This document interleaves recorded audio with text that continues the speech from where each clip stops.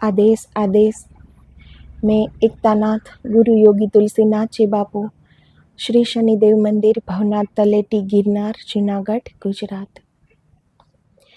आज हम बात करेंगे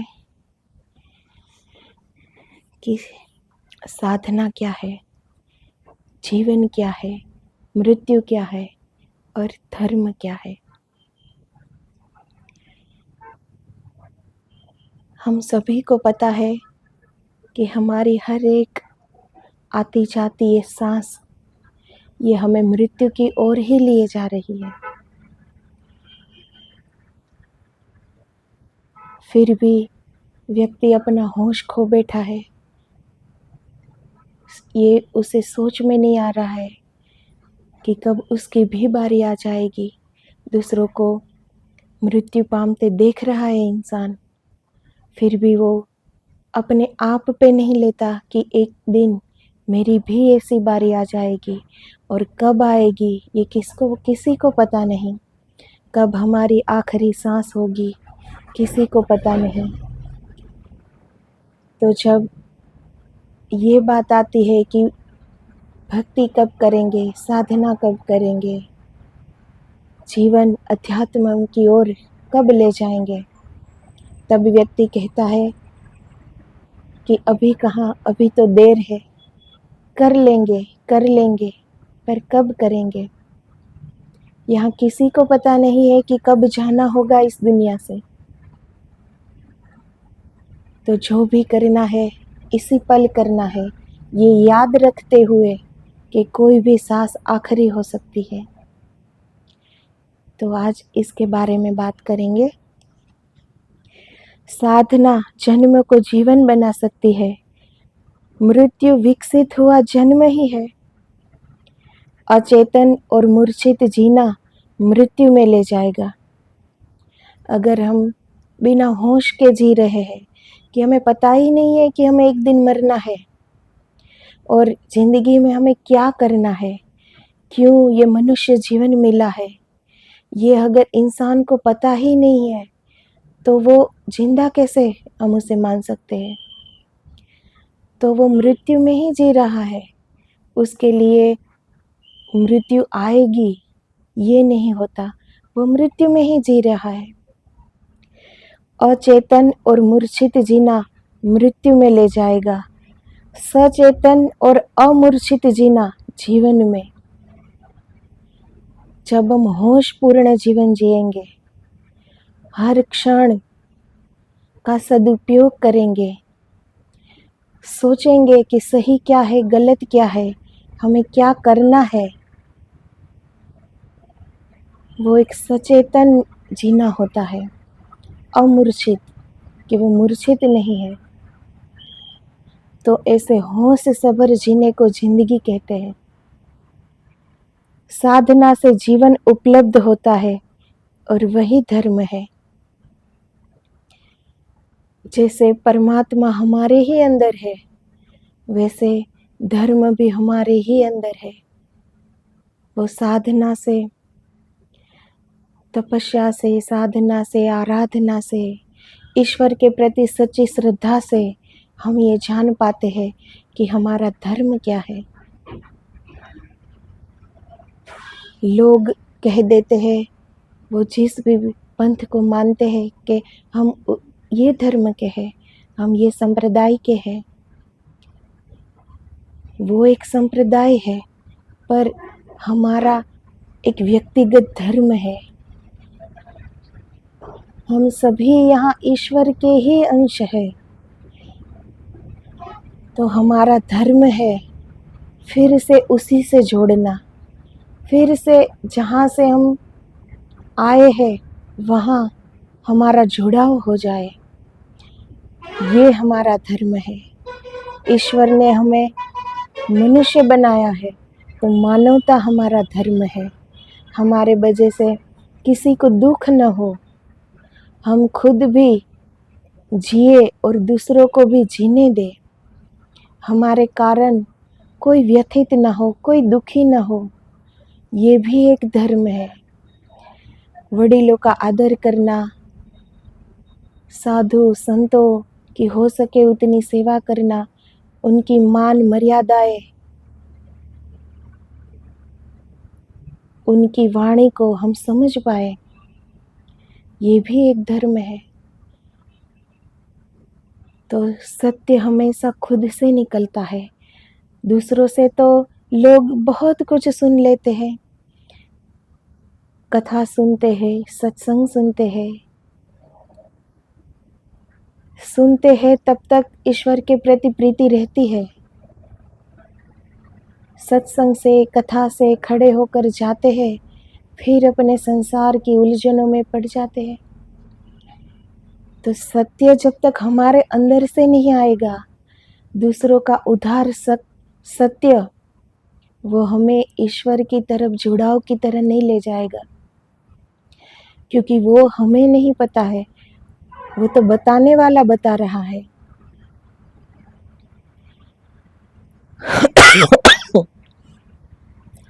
तो जीवन में कुछ उपलब्धि करनी है, कुछ पाना है, कुछ प्राप्त करना है, तो खुद के अंदर उतरो, खुद जानो कि सत्य क्या है, धर्म क्या है। दूसरों से उधार सत्य मत लो। सब अच्छी ही बातें कहते हैं, पर उस पर अमल करके वो हमें खुद जानना पड़ेगा। जैसे कोई हमें दिखा रहा है कि गिरनार की इस टूक पे माता अम्बा माँ विराजमान है, फिर दूसरी टूक में गोरक्षनाथ जी विराजमान है, फिर तीसरी टूक में गुरु दत्तात्रेय जी विराजमान है। हमें किसी ने बता दिया, पर वहाँ पहुँचना होगा तो वो सीढ़ियाँ हमें ही चढ़नी पड़ेगी। वो हमें दर्शन का अनुभव, दर्शन की अनुभूति तब ही होगी जब हम खुद करेंगे। दूसरे आकर बताएंगे कि यहाँ ऐसा ऐसा मंदिर है, ऐसी ऐसी प्रतिमा है, तो बस हमने सुन लिया। पर जब हम इतनी सीढ़ियाँ चढ़ के खुद वहाँ दर्शन करने जाएंगे, तो तब हमें अनुभूति होगी। तो सत्य भी ऐसा है, सत्य खुद से जानो, किसी और से उधार सत्य का कोई मायना नहीं रह जाता जीवन में। दूसरा व्यक्ति हमें एक राह दिखा सकता है, पर उस पर चलना हमें स्वयं पड़ता है। जीवन को खोजो, अन्यथा मृत्यु आपको खोज रही है। वह प्रतिक्षण निकट आती जा रही है। जन्म के बाद प्रतिक्षण उसकी ही विजय का क्षण है। हमारा जब जन्म होता है, हम जो सांस ले रहे हैं, वो प्रतिक्षण हमें मृत्यु की ओर ही ले जा रही है। तो इस जन्म और मरण के बीच में हमें जीवन क्या है, उसको खोजना है। जीवन तो सब जी लेते हैं, प्राणी भी जी लेते हैं, सांस ले लेते हैं, जी लेते हैं, पर सच्चा जीवन क्या है? सच्चा जीवन यही है कि ये जीवन जहाँ से आया है, वहीं वो समर्पण हो जाए, उसी ईश्वर में एकाकार हो जाए। तो वो जीवन को खोजना है हमें। कुछ भी आप करो, केवल जीवन में प्रवेश छोड़कर उसकी विजय सुनिश्चित है। अब जीवन में मृत्यु की विजय तो सुनिश्चित है, उससे कौन जीत सकता है? जो आया है उसे जाना है, ये तय बात है। तो उसकी मृत्यु की विजय तो निश्चिंत ही है। तो जन्म और मृत्यु के बीच में हमें जीवन खोजना है और ईश्वर में एकाकार होना है, तल्लीन होना है, उसे जानना है। कैसे जानोगे? तो वो खुद के ही अंदर उतर के ही उसे जानना पड़ेगा। ईश्वर ने वो सुविधाएं अपने आप में स्वयं में ही दी है, सबको दी है, सबके अंदर वो पड़ा है, बस उसे खोजने की देर है। संपत्ति, शक्ति या यश सभी उसके समक्ष निर्जीव छायाओं की भांति है। उसकी मौजूदगी में वे सब व्यर्थ हो जाते हैं। तो जब मृत्यु आती है तो हमारा कुटुंब हो, परिवार हो, धन हो, संपत्ति हो, हमारी खुद की शक्ति हो, चाहे कितनी भी बलवान क्यों न हो, पर मृत्यु के सामने वो सब व्यर्थ है। तब वहाँ कुछ काम न आएगा। तब तो बस हमें जाना ही पड़ेगा, मृत्यु की ही जीत होगी। तो पूरे जीवन में हम जो ये संचित करते रहते हैं, कुटुंब, परिवार, धन, संपत्ति, बल, ये किसके लिए है? अंतिम समय, अंतिम श्वास, ये सब व्यर्थ है। और हर व्यक्ति को ये मालूम भी पड़ता है अंतिम क्षण। ईश्वर इतनी चेतना सब में डालता है, सबको पता चलता है अंतिम क्षण कि जो किया वो उचित था कि गलत था, सबको पता चलता है। पर फिर क्या, फिर ना ही हमारे पास समय होता है वो समझ किस काम की जो अंतिम सांस पे वो समझ आए। इसीलिए जीवन रहते ही उस समझ को पालो, उस जीवन को पालो जो अंत समय में हमें काम आए। इंसान वही संचित करे जा रहा है जो हमें किसी काम का नहीं है उस क्षण।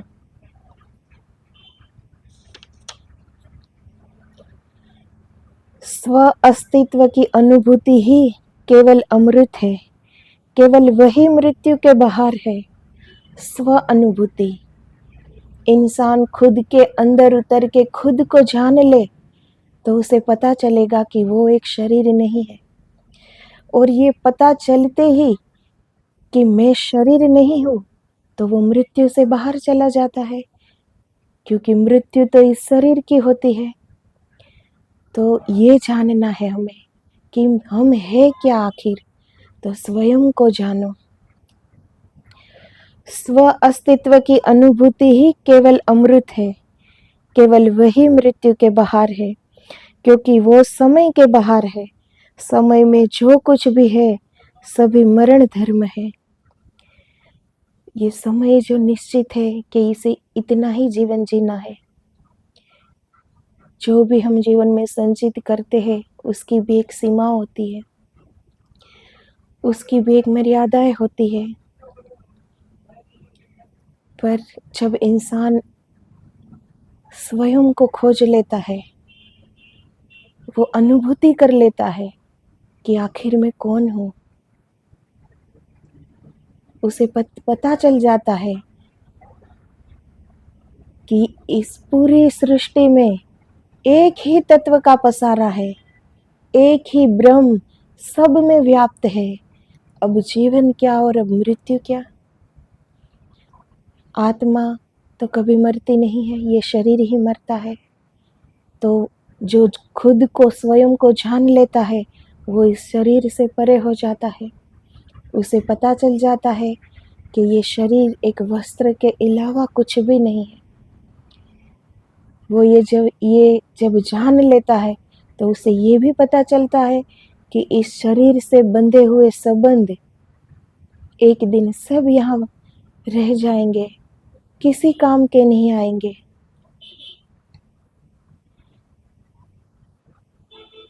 तो जीवन के रहते हुए ये अनुभूति करें।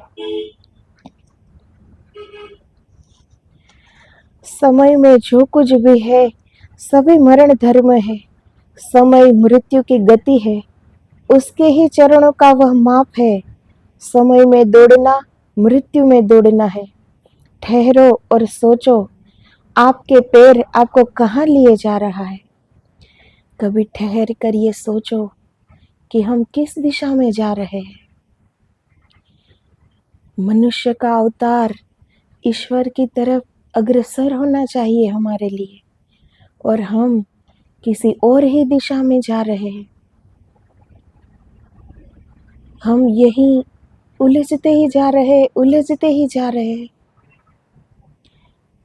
तो कभी ठहर कर सुलझो कि हमारे पैर किस दिशा में जा रहे हैं और हमें जाना कहाँ है।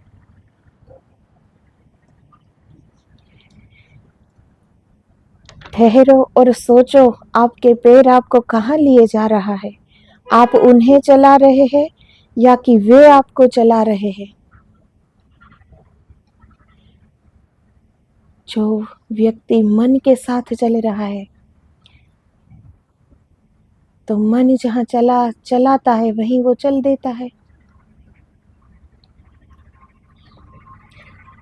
तो कभी ये सोचो कि आप स्वयं वहां जाना चाहते हैं कि किसी और की उंगली थामे जा रहे हैं। इसके लिए सोचना जरूरी होता है, और सोचने के लिए एक एकांत और हमारे अंदर की शांति कि हर कोलाहल से, हर शोर से दूर हम अपने आप से बात कर सके और हम अपने अंदर के अंतरात्मा की आवाज को सुन सके। देखो, स्वयं के बाहर एक भी बिंदु, एक भी अणु स्थिर नहीं है। जो हम ये बाहर दुनिया देख रहे हैं उसमें कुछ भी स्थिर नहीं है, ना संबंध भी स्थिर नहीं है। चाहे किसी के लिए कुछ भी कर लो, पर वो स्थिर नहीं है। जो भी हम संचित कर रहे हैं वो भी स्थिर नहीं है। पैसे के लिए कितनी भाग दौड़ करता है इंसान, वो भी स्थिर नहीं है। तो हमारे बाहर कुछ भी स्थिर नहीं है, पर हमारे अंदर एकाग्रता से हम देखें, स्थिरता से देखें, धीरता से देखें, तो हमारे अंदर हम सब कुछ पा लेते हैं, क्योंकि वहाँ स्थिर है, क्योंकि वहाँ धीर ईश्वर है। तो हम उसे पा लेते हैं, उन्हीं की अनुभूति कर लेते हैं। पर स्वयं में कुछ है जो कि परिवर्तन के बाहर है। हमारे अपने आप में ही वो चेतना है जो परिवर्तन के बाहर है, उसका परिवर्तन नहीं होगा। जो हम बाहर देख रहे हैं उसका परिवर्तन निश्चित है, परिवर्तन होगा, पर हमारे अंदर, हमारे अंतरात्मा, उसे आप फिर आत्मा कहो या ईश्वर कहो, उसका परिवर्तन नहीं है। वो तो सदैव से ईश्वर ही है। स्वसत्ता कालातीत है। इसी सत्ता में प्रवेश, इसी सत्ता में जागरण जीवन है। जब हम उसी ईश्वर में प्रवेश कर जाते हैं, जैसे एक बूंद सागर में मिल जाती है तो वो खुद बूंद नहीं रहती, वो खुद भी सागर बन जाती है। तो फिर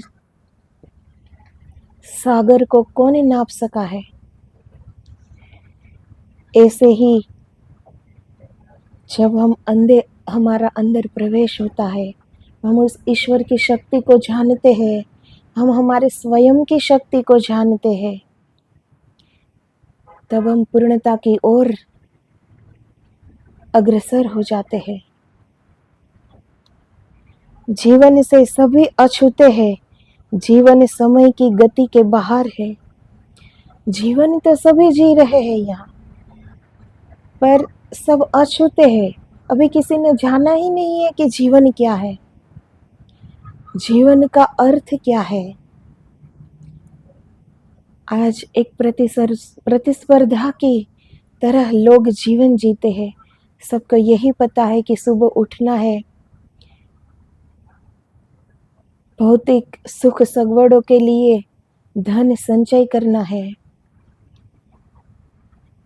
परिवारों को समय देना है, व्यवहार निभाना है, बाहरिक जो करना है वो ही करता रहता है, वो ही करता रहता है। और वो खुद के जीवन से अछूते रह जाते हैं। जीवन क्या है, जीवन का ध्येय क्या है, ये जन्म क्यों मिला है, हम स्वयं क्या है, कुछ भी नहीं पता। पता है तो किसी और का कि हमें करना क्या है। सुबह उठ के रात को सोने तक एक ही दौड़ है इंसान की, जो रोज करता है, रोज करता है। पर इंसान कभी ठहर के सोचता नहीं है कि हमें इनसे आगे जाना है, जीवन को पहचानना है। जीवन क्या है ये हमें जानना है, ये जीवन क्यों मिला है ये जानना है। ये तो तभी होगा जब हम ठहर के ये सोचेंगे और सोचकर हम अपने ही अंदर उतरेंगे, एकाग्रता पाएंगे, स्थिरता पाएंगे, धीरता पाएंगे और एक ध्येय निश्चित करेंगे कि हमें जानना है। ये सब तभी होगा, वरना बाहर बहुत भटकाव है। बाहरी ये जो चीज़ें हैं वो हमें अंदर जाने से रोक रही है। जब तक अंदर नहीं जाएंगे जीवन का पता नहीं चलेगा।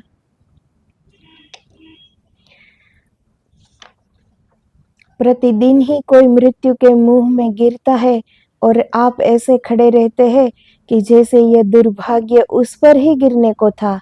आप दर्शक बने रहते हैं। यदि आपके पास सत्य को देखने की आंखें हो तो उसकी मृत्यु में अपनी भी मृत्यु दिखाई पड़ती। हमारे आंखों के सामने ही हमने कितने को मृत होते हुए देखा है।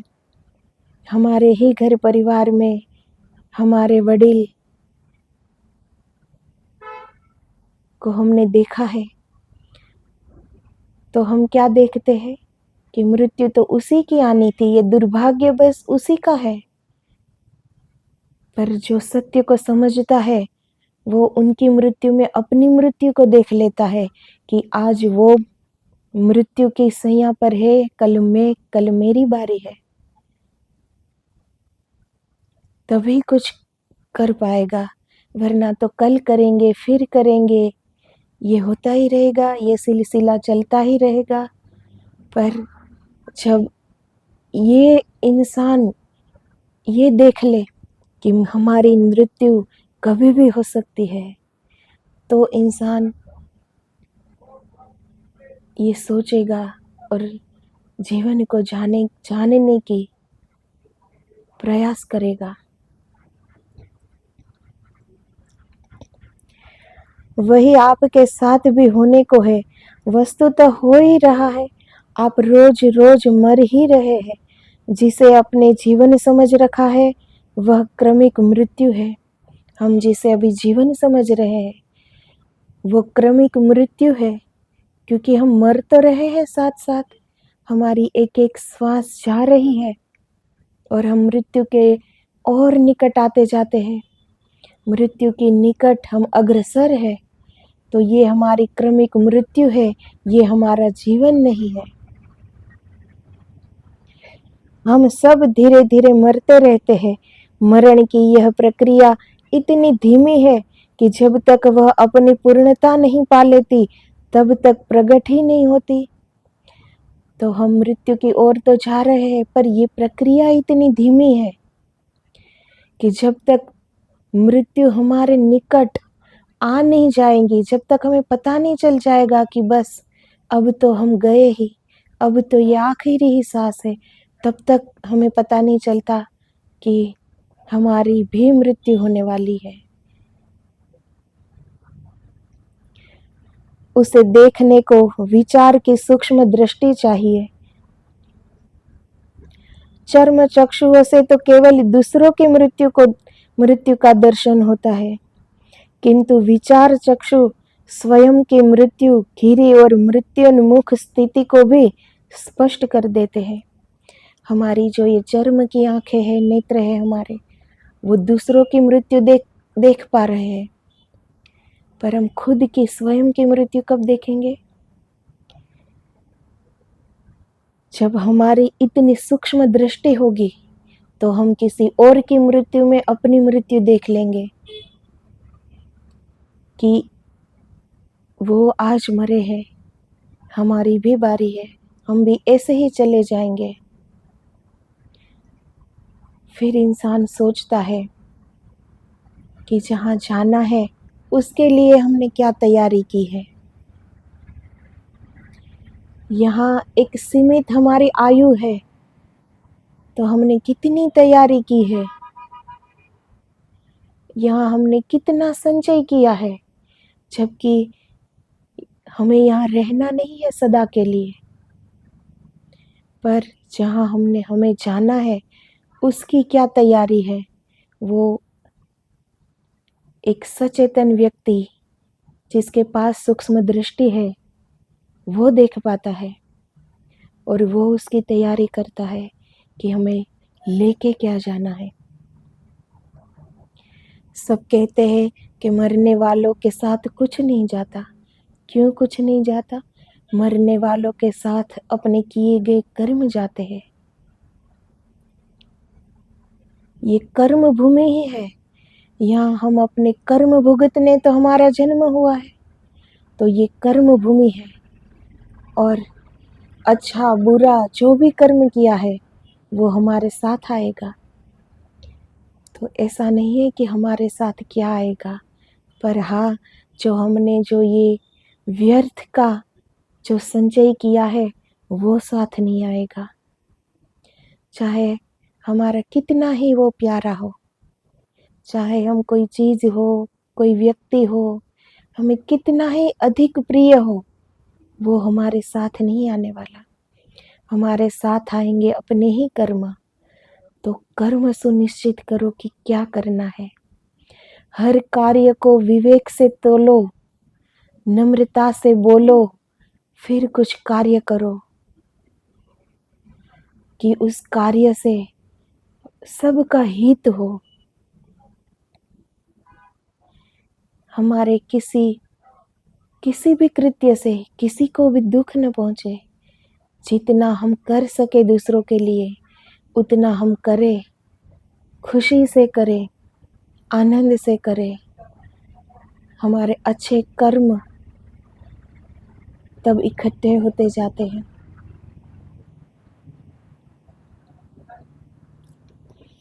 स्वयं को इस संकट की स्थिति में घिरा जानकर ही जीवन को पाने की आकांक्षा का उद्भव होता है। तो जब जिसके पास सूक्ष्म दृष्टि है वो जान लेता है, वो किसी की मृत्यु में अपनी मृत्यु को जान लेता है कि जब मैं ऐसे पड़ा होगा, जब मेरी आखिरी क्षण होगी, तब मैं क्या सोच रहा होगा, तब मेरे साथ क्या आएगा।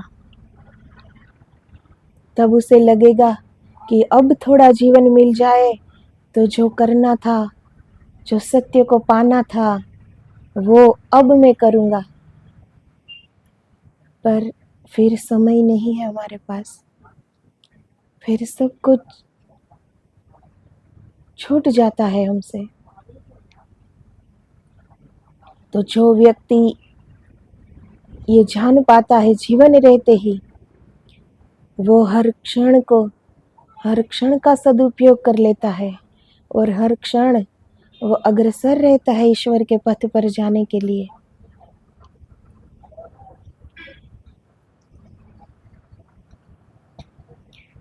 जैसे कोई जाने कि वह जिस घर में बैठा है उसमें आग लगी हुई है और फिर उस घर के बाहर भागे, वैसे ही स्वयं के गृह को मृत्यु की लपटों से घिरा जान हमारे भीतर भी जीवन को पाने की तीव्र और उत्कट अभिप्सा पैदा होती है। जैसे हम जिस घर में बैठे होते हैं और हमें पता चले कि यहाँ आग लग गई है, तो हम कितनी तीव्रता से बाहर भागेंगे। तो जब मृत्यु निकट आएगी तब हम सोचेंगे कि जीवन तो अभी जिया ही नहीं, आज तक जो किया वो तो सब व्यर्थ था। यहाँ तो सब व्यर्थ हो गया, पूरा जीवन ही व्यर्थ हो गया। अब थोड़ा जीवन मिले तो ये सुधार कर लूं, पर फिर सुधार करने का कोई वक्त नहीं है। इस अभिप्सा से बड़ा और कोई सौभाग्य नहीं है। तो जो जाग जाता है वो भाग लेता है। जो जाग जाता है वो व्यक्ति ये जान लेता है, जीते जी जान लेता है कि हमें करना क्या है, और वो कर लेता है और वो पा लेते हैं। वो स्वयं को पा लेते हैं, वो सत्य को पा लेते हैं, वो धर्म को पा लेते हैं, वो ईश्वर को पा लेते हैं। क्योंकि वही जीवन के उत्तरोत्तर गहरे स्तरों में प्रवेश दिलाती है। स्वयं में जो अमृत है, जो उसको पा लेता है, पी लेता है, जी लेता है, उसे फिर कहीं भी मृत्यु नहीं रह जाती है। फिर मृत्यु भ्रम है और जीवन सत्य है। तो जिसने सत्य को जान लिया कि हम शरीर नहीं है, वो मृत्यु के बाहर हो गया। फिर वो भय से बाहर है कि मेरी मृत्यु होने वाली है। फिर वो जान लेता है कि मृत्यु मेरी नहीं होने वाली, मृत्यु सिर्फ इस शरीर की होगी। उसे फिर मृत्यु एक भ्रम लगने लगेगी, भय नहीं लगेगी मृत्यु से। और जीवन का यही सत्य है कि जन्म से लेकर मृत्यु के बीच जो ये हमें समय मिला है, उसका हम कैसे सदुपयोग करते हैं। जो अंतिम वक्त हमारे काम नहीं आएगा कुछ भी, हम वो संचय करते हैं, या अंतिम वक्त हम उस ईश्वर में एकाकार हो पाए, हम वो पूंजी इकट्ठी करते हैं। ये हमारे हाथ में है। कर्म करना ईश्वर ने हमारे ही हाथ में दिया है। अब उससे हम क्या करते हैं ये हमारे ऊपर है। तो बहुत सो लिए, अब जाग जाओ। अंतिम सांस कब होगी, वो क्षण कब आएगी, किसी को पता नहीं। इसीलिए हर क्षण को ऐसे समझे कि अभी अंतिम क्षण होती तो क्या करते। अभी ही मैं मरने वाला हूँ तो क्या करके मरना चाहूँगा, ये सोचो और अपने अंदर उतरो। जीवन को पालो, सत्य को पालो, धर्म को पालो। ये जीवन हमें मिला ही इसलिए है। तो आज बस इतना ही। आदेश आदेश। जय सिया राम, जय गुरुदेव।